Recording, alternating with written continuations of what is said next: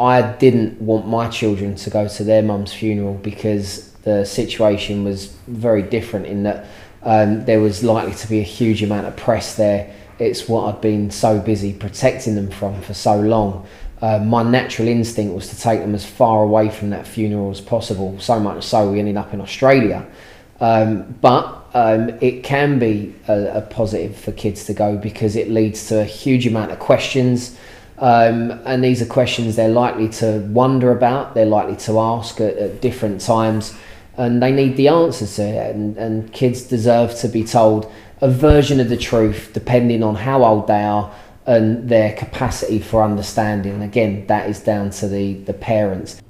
Whether you decide that it's right for your child or children to go to the funeral or not, it's so important that you prepare them for what's about to happen. It's particularly difficult with cremations just because the thought of mummy or daddy's body burning is obviously something that's going to really upset them. And to be honest, them going into mummy or daddy being put in a box in the ground is also something that without an explanation a child will not be able to comprehend. So as difficult as it might be for you, it's so important, just as you did when you prepared the child for the fact that mum or dad were going to die unless it was an accident.